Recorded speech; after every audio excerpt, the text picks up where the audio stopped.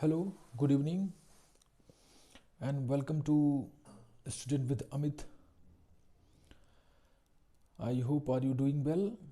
आपकी पढ़ाई चल रही होगी, अच्छी चल रही होगी और सब लोग जो है ये बोर्ड परीक्षा को ध्यान में रखते हुए क्लास 12th के सिविक्स चैप्टर का सिविक्स के चैप्टर 6 का ये एक टॉपिक है जिसका नाम है अंतर्राष्ट्रीय संगठन, जिसे इंटरनेशनल ऑर्गेनाइजेशन भी कह सकते हैं। ये अंतर्राष्ट्रीय संगठन है और अंतर्राष्ट्रीय संगठन के बारे में हमें आज आप लोगों को बताना है। जैसा कि आप लोग यहाँ देख रहे हैं कि बहुत सारे संगठनों के बारे में हमने यहाँ लिख रखा है और मेरे बताने के बाद आप इन सारी चीज़ों का जो है अपने वीडियो में पॉज करके और अच्छे से एक एक संगठन को देखेंगे, एक एक संगठन के मुख्यालय को देखेंगे, उनकी स्थापना को देखेंगे। ये सब आप देख के तैयार करेंगे। फिलहाल मैं शुरू करता हूँ। देखिए, अंतर्राष्ट्रीय संगठन का क्या मतलब है। अंतर्राष्ट्रीय संगठन का मतलब ये है कि पूरे विश्व में शांति, विकास और सौहार्द कायम करने के लिए सभी देशों के सहयोग की आवश्यकता पड़ती है और सभी देशों के सहयोग की आवश्यकता की पूर्ति तभी हो सकती है जब सभी देश एक साथ बैठ के किसी मुद्दे पे अपने विचार को व्यक्त करें और दूसरे के विचार को सुने। ये तभी संभव है जब उन देशों को एक संगठन का रूप दे दिया जाएगा। ऐसा इसलिए आवश्यक था क्योंकि दुनिया ने अब तक 2 विश्व युद्ध देख चुके हैं। दुनिया अब तक 2 विश्व युद्ध देख चुकी है। एक प्रथम विश्व युद्ध है और एक द्वितीय विश्व युद्ध है। जो प्रथम विश्व युद्ध है वो 1914 से लेकर 1918 तक चला और जो द्वितीय विश्व युद्ध है वो 1939 से लेकर 1945 तक चला। कहानी ये संगठन की शुरू होती है मुख्य रूप से 1914 से जब प्रथम विश्व युद्ध प्रारंभ हो चुका था और ये 1918 में विश्व युद्ध जब अपने समापन पे था, तो दुनिया ने इसकी आवश्यकता को महसूस किया कि एक भयावह स्थिति जो थी कि पूरी दुनिया अभी अपने आप को विकास के रास्ते पे धीरे धीरे ला ही रही थी, कि उसी समय किसी न किसी मुद्दे पे मतभेद के चलते 2 देशों के झगड़े ने पूरे विश्व को युद्ध में ढकेल दिया। अब ऐसी घटना का परिणाम ये होता है कि वो 2 देश तो तबाह होते ही होते हैं, साथ में जो और देश एक दूसरे देश के सहयोगी बन के उस युद्ध में शामिल होते हैं वो सारे के सारे देश तबाह और बर्बाद हो जाते हैं। ऐसी समस्या को विश्व जो है एक बहुत बड़ी चिंता महसूस किया और उसके बाद इन अंतर्राष्ट्रीय संगठनों की उपयोगिता के लिए काम करना प्रारंभ किया। और इसी कड़ी में सबसे पहले एक संगठन बना जिसे लीग ऑफ नेशंस कहते हैं। लीग ऑफ नेशंस कहते हैं। इस लीग ऑफ नेशंस नामक संगठन की स्थापना 1920 में हुई, यानी जब प्रथम विश्व युद्ध समाप्त होता है उसके 2 वर्ष बाद। तो उसके 2 वर्ष बाद ये लीग ऑफ नेशंस की स्थापना होती है। उस समय दुनिया एक युद्ध से उबर चुकी है, एक विश्व युद्ध से उबर चुकी है और उसके बाद विश्व में शांति, विकास और सौहार्द कायम करने का जो है ये प्रयास के अंतर्गत ही किया गया एक संगठनात्मक कार्य था जो लीग ऑफ नेशंस के रूप में सामने आया, जिसमें तत्काल में उस समय दुनिया के 42 देशों ने हस्ताक्षर करके इस संगठन को मान्यता प्रदान की। अच्छा, समस्या कहां आती है। समस्या ये आती है कि लीग ऑफ नेशंस जैसे एक बड़े संगठन की स्थापना के बावजूद भी दुनिया दूसरे विश्व युद्ध में चली जाती है।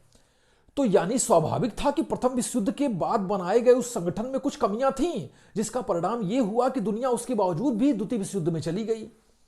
और उसका मेन काम ही था इस संगठन का कि दुनिया को विश्व युद्ध जैसी विभीषिका से बचाया जाए।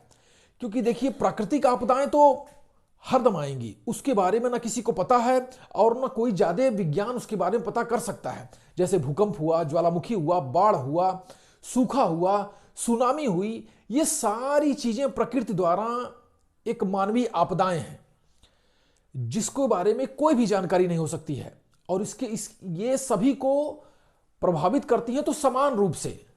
अगर जो किसी महाद्वीप में आई तो उस महाद्वीप के अधिकांश देश जो इसके दायरे में आते सबको प्रभावित कर देते हैं। लेकिन ये युद्ध जो होता है ये मानव द्वारा थोपा गया एक बहुत बड़ी विभीषिका है। इसलिए दुनिया लगातार ऐसे संगठन के बनाने पे जोर दे रही थी जिससे दुनिया में शांति कायम हो सके।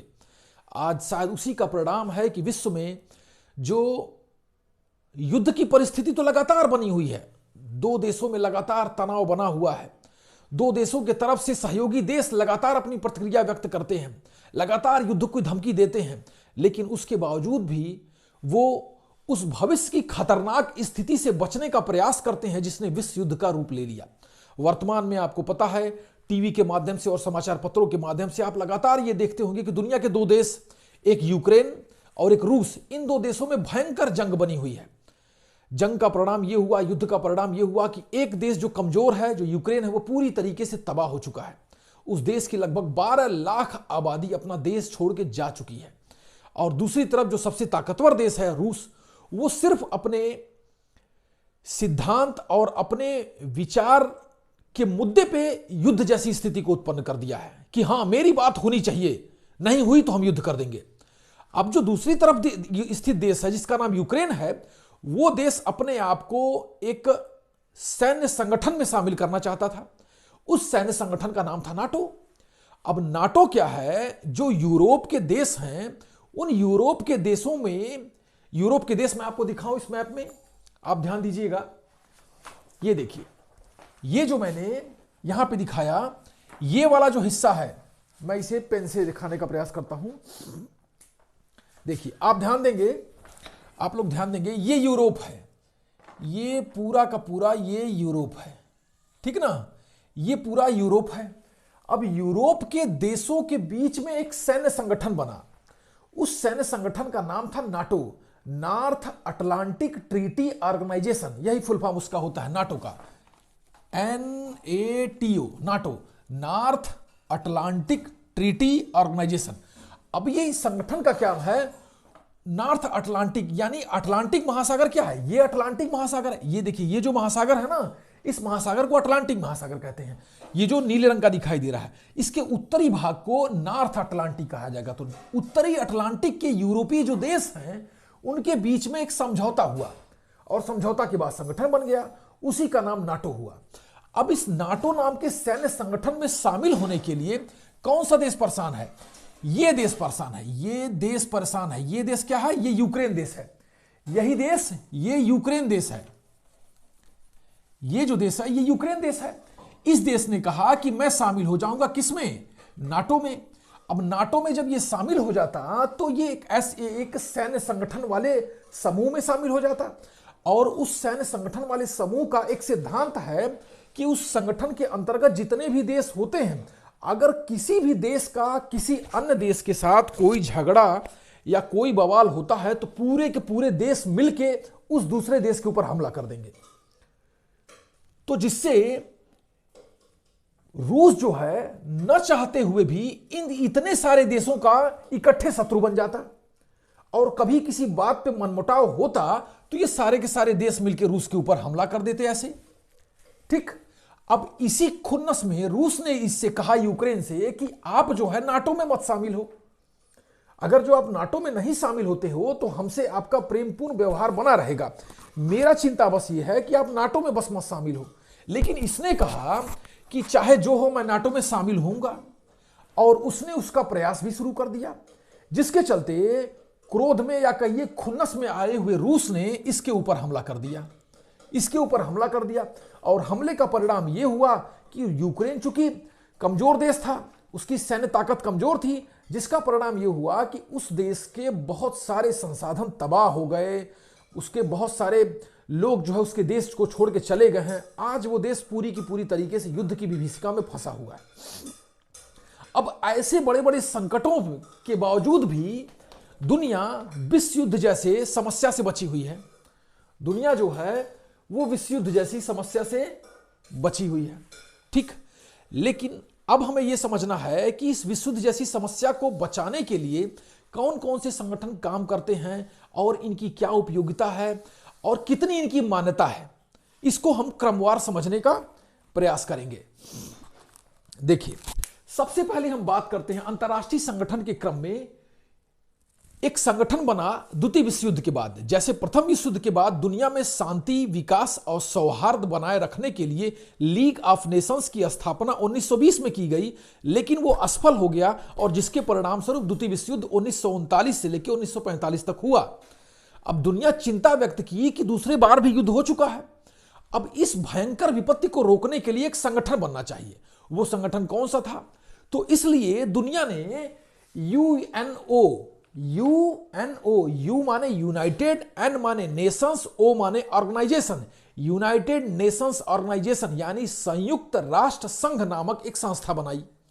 अब इस संयुक्त राष्ट्र संघ नाम की जो ये संस्था बनी, इसकी स्थापना की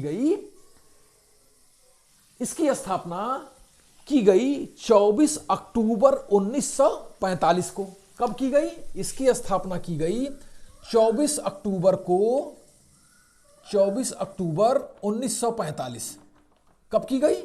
24 अक्टूबर 1945 को इस संयुक्त राष्ट्र संघ की स्थापना की गई। ठीक, अच्छा, संयुक्त राष्ट्र संघ की जब स्थापना की गई तो उसके बाद दुनिया के जो भी उस समय तात्कालिक देश थे जो आजाद हो चुके थे और चाहे जो देश आजादी का प्रयास कर रहे थे, इन सारे देशों ने चाहे उस समय चाहे उसके कुछ साल बाद इस संगठन की सदस्यता प्राप्त कर ली।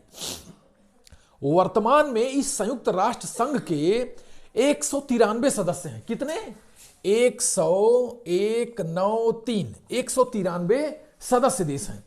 अब इन 193 सदस्य देशों को साल में एक बार इनकी बैठक होती है, जिससे ये लोग अपनी अपनी चिंताओं को संयुक्त राष्ट्र संघ में व्यक्त करें और अपने अपने व्यक्तिगत झगड़े को खुद न निपटा के संयुक्त राष्ट्र संघ के मंच पे आके दुनिया को बताएं।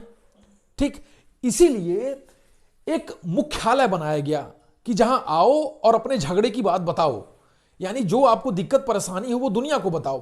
तो ये मुख्यालय बनाएगा। ये मुख्यालय कहां पे है? तो ये मुख्यालय जो है ये न्यूयॉर्क में है। अमेरिका देश के न्यूयॉर्क शहर में संयुक्त राष्ट्र संघ का मुख्यालय बना। ठीक, अच्छा, अब मुख्यालय बन गया जहां हर साल सितंबर के महीने में एक बैठक होती है जिसमें दुनिया के 193 देशों के प्रतिनिधि शामिल होते हैं। ठीक, चाहे वो वहां के प्रधानमंत्री के रूप में, चाहे वो किसी मंत्री के रूप में। ठीक, अब हम आते हैं कि इस संगठन के कुछ अंतर्गत आने वाले और प्रमुख संगठन हैं। तो सबसे बड़ा संगठन तो यह बन गया, और इस संगठन के संयुक्त राष्ट्र संघ की जब यह स्थापना हुई 24 अक्टूबर 1945 को, तो उस समय इसके कार्यवाहक अध्यक्ष बने थे। कार्यवाहक अध्यक्ष का मतलब होता है कि जल्दी जल्दी में किसी को कह देना, भाई तुम संभाल लो काम, ठीक ना। लेकिन जैसे ही वो जल्दीबाजी का समय बीतता है, ढंग से किसी एक अच्छे आदमी को उस काम के लिए नियुक्त कर दिया जाता है। तो जो ढंग से किसी काम के लिए अच्छे से किसी आदमी को नियुक्त कर देना, उसको अस्थाई बोलते हैं, और एक जल्दी जल्दी में किसी को नियुक्त कर देना उसको बोलते हैं अस्थाई, यानी कार्यवाहक। बस काम को करने के लिए कोई चाहिए, उसके बाद कोई दूसरा आदमी आ जाएगा। ठीक, अब उसके बाद लेकिन जब अस्थाई अध्यक्ष उस समय बना तो वो समय था 1946, यानी 1945 में कार्यवाहक आदमी बना, और उसके बाद 1946 में एक ढंग का अस्थाई अध्यक्ष बना दिया गया। किसका? संयुक्त राष्ट्र संघ का। उस व्यक्ति का नाम था ट्राइग्वे, उसका नाम था ट्राइग्वे ली नाम का व्यक्ति, जो नॉर्वे देश का तत्कालीन समय में प्रधानमंत्री था। तत्कालीन का मतलब उस समय में प्रधानमंत्री था। वो 1946 में अपने पद से त्यागपत्र देने के बाद संयुक्त राष्ट्र संघ के पहले अध्यक्ष बने। आपसे पूछा जाएगा यूएनओ के पहले अध्यक्ष कौन थे, तो आप बोलेंगे ट्राइग्वे ली। अब मैटर तो ये करता है उस समय कौन था, तो अब कौन है। वर्तमान समय में जो संयुक्त राष्ट्र संघ के अध्यक्ष हैं उनका नाम है एंटोनियो गुटेरस। उनका नाम है एंटोनियो गुटेरस। ये किस देश के हैं? ये पुर्तगाल देश के हैं। ठीक, ये पुर्तगाल देश के हैं। अब हम आपको पुर्तगाल देश दिखा देते हैं। देखिए, यहां जब आएंगे ना, ये हो गया, ये जो है ये यूरोप है ना, ये पूरा का पूरा यूरोप है, और ये पुर्तगाल देश है। समझ गए आप? ये पुर्तगाल देश है। ठीक, अच्छा, अब हम आते हैं आगे। अब यूएनओ तो हो गया। अब यूएनओ के बाद जो अन्य संगठन हैं उनको हम बारी बारी से जल्दी जल्दी समझने का प्रयास करेंगे। दूसरे पे आते हैं सुरक्षा परिषद, सिक्योरिटी काउंसिल। जब संयुक्त राष्ट्र संघ की स्थापना हो गई तो अब चूंकि स्थापना ऐसे समय हुई थी जब दुनिया में द्वितीय विश्व युद्ध खत्म हुआ था, तो द्वितीय विश्व युद्ध के बाद जो है जो सबसे ताकतवर देश बनके जो शक्तियां उभरी थीं, उन शक्तियों का नाम था अमेरिका, रूस, इंग्लैंड, फ्रांस और चीन। चीन तो इसका सदस्य बाद में बना, लेकिन जो 4 शक्तियां थीं, ये शक्तियां पहले ही सुरक्षा परिषद का अध्यक्ष बन चुकी थी। अच्छा, सुरक्षा परिषद में कितने सदस्य हैं? सुरक्षा परिषद में जो सदस्य हैं उनकी संख्या है 15। वर्तमान में सुरक्षा परिषद में 15 सदस्य हैं और इन 15 सदस्यों में 5 सदस्य अस्थायी हैं और 10 सदस्य अस्थायी हैं। ठीक, लेकिन इन 5 सदस्यों के पास ही मेन शक्ति है। मेन शक्ति का यहां क्या मतलब है? मेन शक्ति का मतलब यहां यह है कि संयुक्त राष्ट्र संघ के अंतर्गत जब किसी विषय पे कोई प्रस्ताव लाया जाता है, प्रस्ताव का मतलब यह हो गया कि हमारा यह विचार है, इसी को प्रस्ताव कहते हैं। ठीक, तो उस प्रस्ताव पे मान लो संयुक्त राष्ट्र संघ के 15 सदस्य हो गए। अब 15 सदस्यों में 15 के 15 सदस्यों में मान लो जो है 14 सदस्य उस प्रस्ताव के समर्थन में अपना वोट दे देते हैं। लेकिन जो 5 सदस्य हैं, जो सुरक्षा परिषद के अस्थायी 5 वाले सदस्य हैं, उस 5 में से किसी एक सदस्य ने उस प्रस्ताव का अगर जो विरोध कर दिया तो वो सारा का सारा प्रस्ताव खारिज हो जाता है। और ये 5 सदस्यों को जो मिला हुआ ये अधिकार है, इसको बोलते हैं वीटो पावर। इसको बोलते हैं वीटो पावर। ठीक, अब ये वीटो पावर जो है, ये उन्हीं 5 देशों को मिला हुआ है। वो 5 देश कौन है? अमेरिका, रूस, इंग्लैंड, फ्रांस और चीन। चीन का नाम बाद में इसलिए क्योंकि चीन बाद में संयुक्त राष्ट्र संघ में सदस्य बना, और सदस्य तो बन गया लेकिन इसको वीटो पावर वाला देश यानी सुरक्षा परिषद का अस्थायी सदस्य वाला देश बाद में बनाया गया। ठीक, अब हम आते हैं कि संयुक्त राष्ट्र संघ के अंतर्गत ही एक सबसे महत्वपूर्ण संस्था भी आती है जिसे बोलते हैं सामाजिक और आर्थिक परिषद। आर्थिक और सामाजिक परिषद। ये आर्थिक और सामाजिक परिषद क्या है? ये आर्थिक और सामाजिक परिषद संयुक्त राष्ट्र संघ के अंतर्गत आने वाली एक प्रमुख संस्था है। अब ये संस्था क्या करती है कि पूरी दुनिया के जो धनाढ्य देश हैं, जिनके पास ज्यादा पैसा है, उन सारे देशों के मदद से एक आर्थिक परिषद बनाती है जो पूरी दुनिया के अंतर्गत कमजोर देश जो हो चुके हैं उन देशों को चुनने और उनके विकास के लिए प्रयास करती है। ठीक, अब हम आ जाते हैं संरक्षण परिषद। संयुक्त राष्ट्र संघ के अंतर्गत एक संरक्षण परिषद है जिसे ट्रस्टीशिप परिषद भी कहते हैं। अब इस संरक्षण परिषद या ट्रस्टीशिप परिषद का क्या काम है? संरक्षण परिषद और या ट्रस्टीशिप परिषद के अंतर्गत जिन देशों को शामिल किया जाता है उन देशों को किसी न किसी मामले में जो है, चाहे वहां पे भूखमरी आ चुकी होती है, चाहे वो सूखा आ चुका रहता है, चाहे वहां कोई बीमारी आ चुकी होती है, चाहे वो शिक्षा में पिछड़ चुके रहते हैं, किसी न किसी विभीषिका या परेशानी से पीड़ित जो देश होते हैं उनको संरक्षण परिषद के अंतर्गत रखा जाता है और ऐसे देशों को संरक्षित किया जाता है। क्या किया जाता है? संरक्षित किया जाता है, यानी उन गरीब देशों को की जो है संयुक्त राष्ट्र संघ के धनी देशों के माध्यम से मदद की जाती है या संयुक्त राष्ट्र संघ उनकी मदद करता है। ठीक, तो ऐसे देश जिनको मदद देनी है या जिनका सहयोग करना है उनको संरक्षित परिषद या ट्रस्टीशिप के अंतर्गत शामिल कर लिया जाता है, जिनको संयुक्त राष्ट्र संघ के द्वारा वार्षिक रूप से कुछ पैसे दिए जाते हैं जिनसे उनका विकास कार्य और उस देश का जो मतलब जो भी मानवीय जीवन है वो प्रभावित ना हो और वो भी सामान्य रूप से अपना जीवन चलाते रहें। उसके बाद क्या है?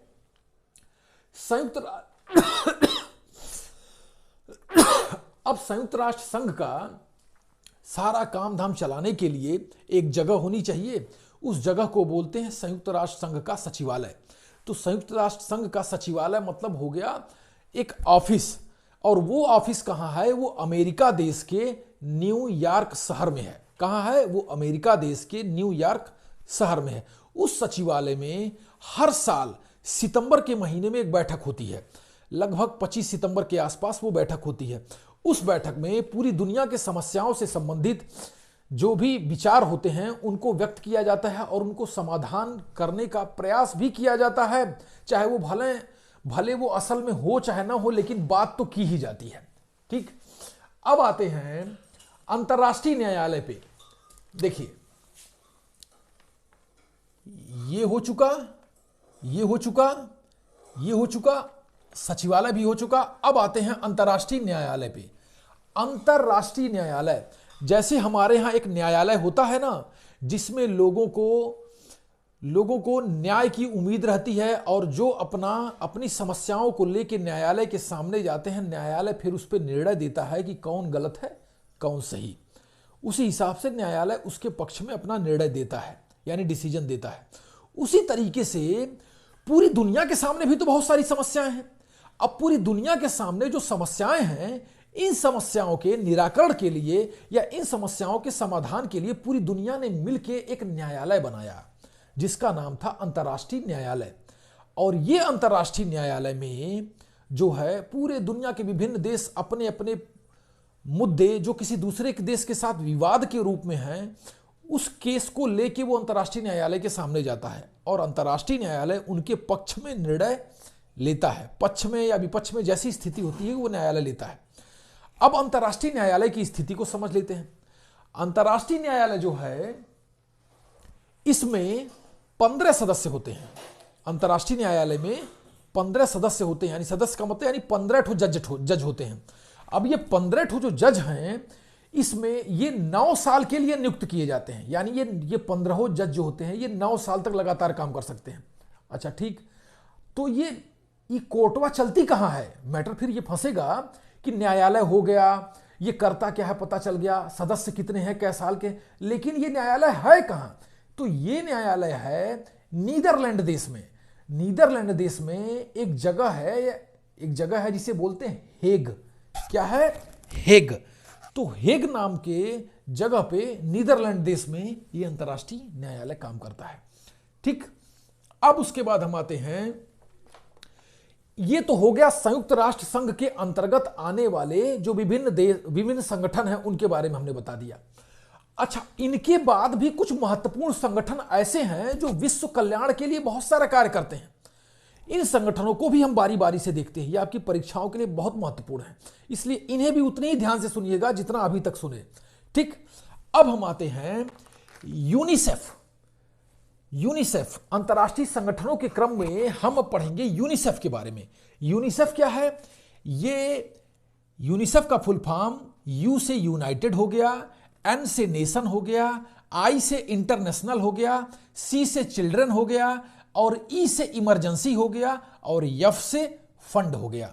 यानी इंटरनेशनल, यानी United Nation International children's emergency fund. ये एक ऐसी संस्था है जो दुनिया में बच्चों के कल्याण के लिए काम करती है, जो बच्चे हैं उनके कल्याण के लिए काम करती है। ये संस्था जो दुनिया के गरीब मुल्कों के देश हैं, यानी गरीब देश जो हैं, उन देशों के बच्चों के लिए कल्याणकारी कार्य करती है। यानी उन देशों में शिक्षा के प्रसार के लिए काम करती है, उन देशों में, गरीब देशों में बच्चों के लिए उचित पोषण मिल सके इसके लिए कार्य करती है। जो बच्चों में मृत्यु दर है, यानी बहुत जल्दी वो मर जा रहे हैं बहुत सारे बच्चे, उसको रोकने पे काम करती है।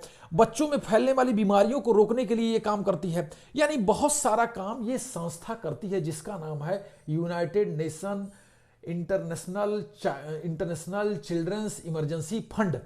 इस संस्था को 1946 में बनाया गया। कब बनाया गया?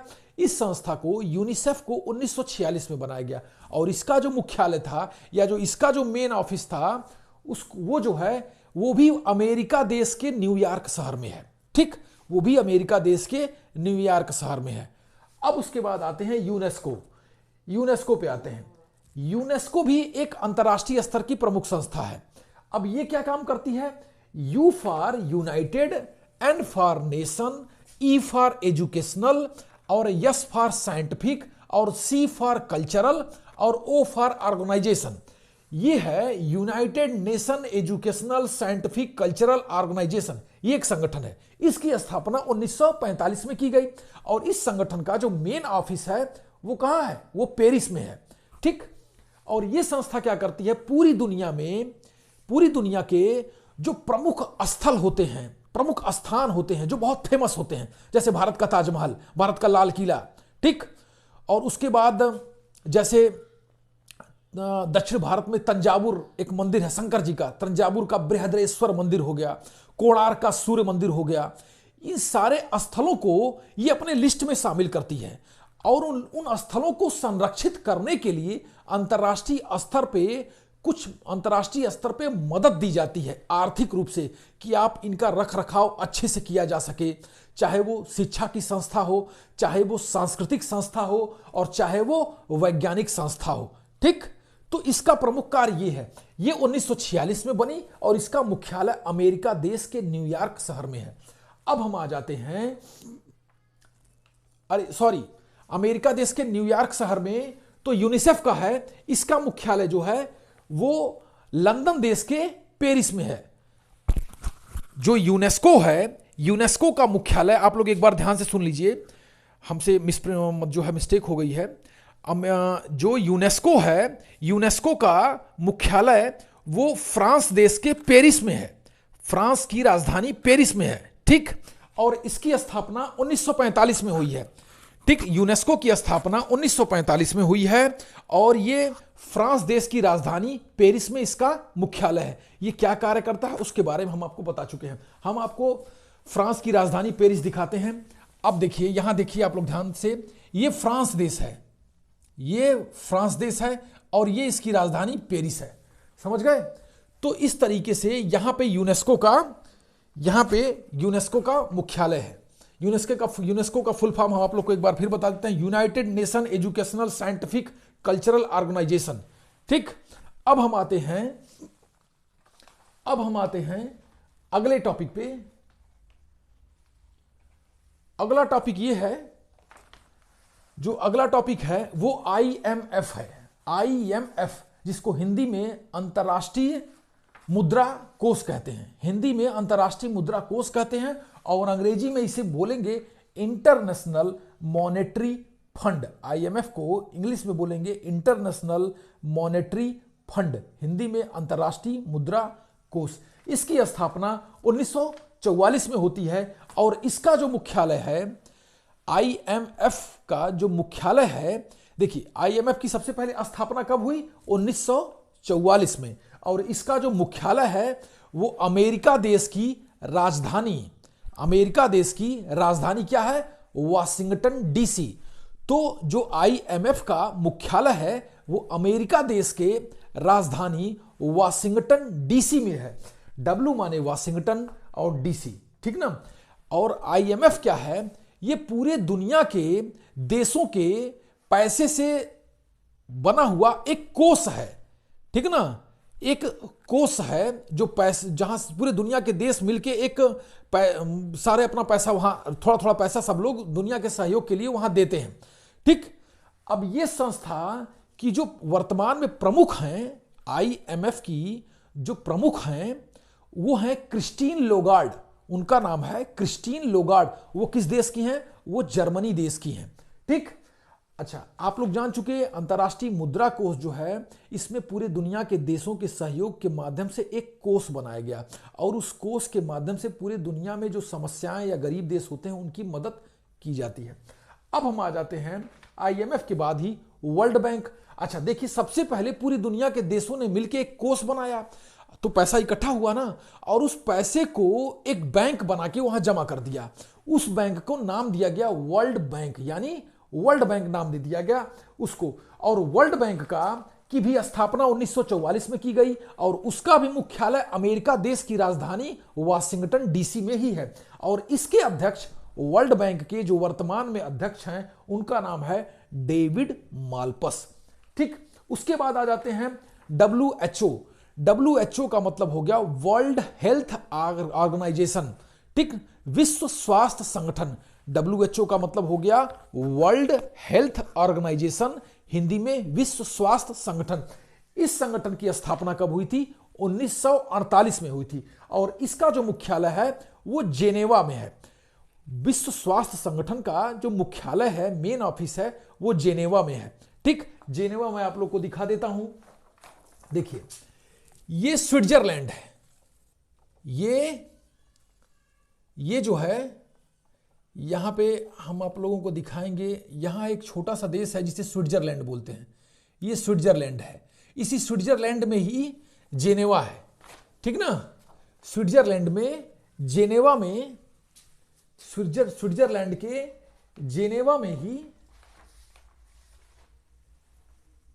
में इसका मुख्यालय है। किसका? विश्व स्वास्थ्य संगठन की स्थापना कब हुई? विश्व स्वास्थ्य संगठन की स्थापना हुई 1948 में, ठीक। अब हम आते हैं UNDP। U माने यूनाइटेड, N माने नेशन, D माने डेवलपमेंट, P माने प्रोग्राम, विश्व विकास कार्यक्रम।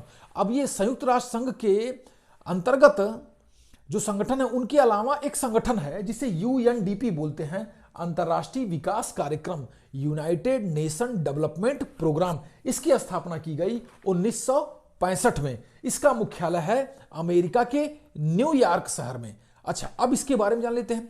पूरे दुनिया में जो देश अल्प विकसित हैं या जिनका विकास नहीं हो पाया है, चाहे वहां पे उद्योग धंधे कल कारखानों का, चाहे वहां लोगों के घर बनाने का, या चाहे वहां ऑफिस बनाने का, या वहां पे जो मानव निवास के और मानव विकास के जो भी निर्माण के कार्य हैं वो अगर जो नहीं हो पाए हैं, तो उस कार्य को मदद करने के लिए UNDP यानी अंतरराष्ट्रीय विकास कार्यक्रम नाम की ये जो संस्था है ये सहयोग देती है, ठीक।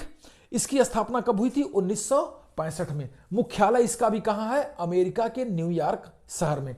अब हम आ जाते हैं WTO। W का मतलब हो गया वर्ल्ड, T माने ट्रेड और O माने ऑर्गेनाइजेशन, विश्व व्यापार संगठन। WTO का फुल फॉर्म हो गया विश्व व्यापार संगठन। अच्छा, विश्व व्यापार संगठन की स्थापना कब हुई थी? ये 1995 में हुई थी, 1995 में। इसका मुख्यालय क्या है? इसका भी मुख्यालय स्विट्जरलैंड के जेनेवा में है। WTO का भी मुख्यालय स्विट्जरलैंड के जेनेवा में है, ठीक। अच्छा, ये क्या काम करता है? विश्व के जो सारे देश हैं उन सारे देश में जो व्यापार है, ट्रेड है, वो सही ढंग से होता रहे। और किसी भी देश के साथ अगर जो व्यापारिक झगड़ा हो रहा है, अरे तुम क्यों यहां सामान बेच रहे हो, या तुम क्यों अपना जहाज इस रास्ते ले जा रहे हो, या तुम क्यों अपना माल ऐसा नहीं खराब बेच रहे हो, ये सारी समस्याओं का जो भी समाधान होता है या जो चिंता होती है वो WTO के मंच पे उठाई जाती है, ठीक। WTO का मंच यानी मुख्यालय कहां पे? जेनेवा में। बना कब था? 1995 में। अब आ जाते हैं IAEA। अब ये IAEA जो है ये इंटरनेशनल एटॉमिक एनर्जी एजेंसी है।